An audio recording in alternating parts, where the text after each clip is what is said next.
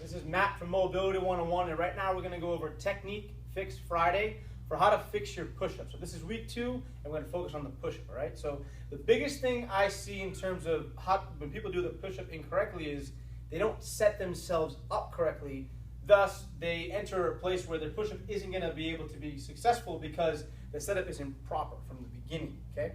So a couple things I like to look at is when people arch their back a lot, they don't really engage their core enough, okay? So how to fix that problem is, think of, we want to create that turtle shell, that belt buckle to chin aspect, ribs down, slightly flexed spine, because if we look at it, a push-up really is a moving plank if we're just focusing on hip line to shoulder line. That's something we have to kind of hone in on. So I'm going to have Meg come all the way to the top, because you'll be able to see it better this way. So take your belt buckle, tip it toward your chin, make a nice little hump, kind of like a turtle shell. The goal is to keep this here the entire time. So I'll go ahead and do a couple of those.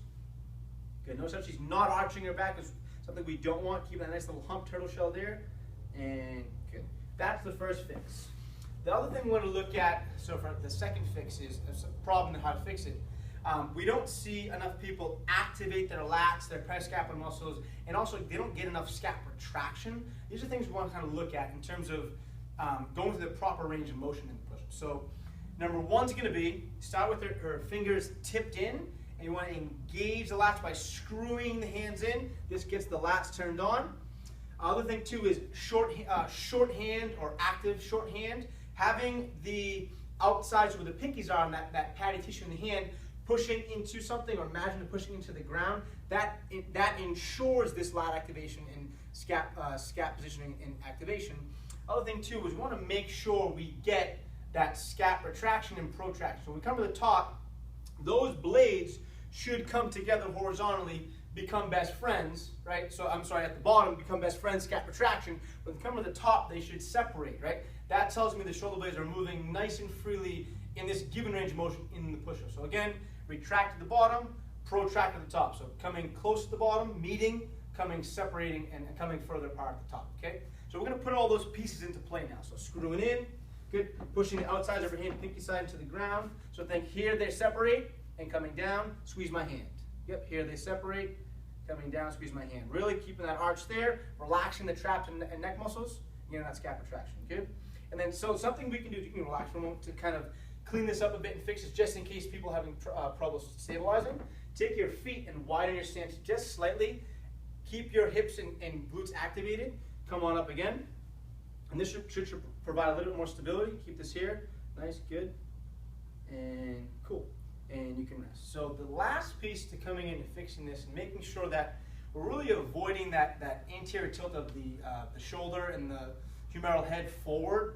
So try to avoid that, because doing numerous amounts of repetitions here in a bad position can really become detrimental down the line in terms of injury and so on and so forth. So we have all of the pieces in play, but having the elbows aiming toward the heels and avoiding this position is something we really want to look at in terms of shoulder health as well. So everything we've done, we're going to put into play now. So we want that turtle shell, we want to dig those, rotate those hands and screw them in, active short hand, get scap retraction and protraction, wide stance if we need it for stability, okay? Now we're going to think having her elbows aim relatively towards her heels or her feet, so that we have a more optimal position for the arms to move in during the push-up, okay? So all those things are in play. You can come on up, crank a few out, good. Good. Notice how our elbows are aiming back, arch a little bit, good.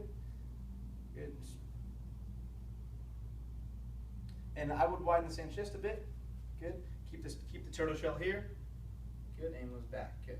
So and you can rest, good. So those are some pieces we'd like to look at in the push-up, making sure that the positioning is optimal and that this really should look like a plank in her torso. So all we're doing is a moving plank in a push-up. So give those items a shot next time you do your push-up and see if they help a lot, okay?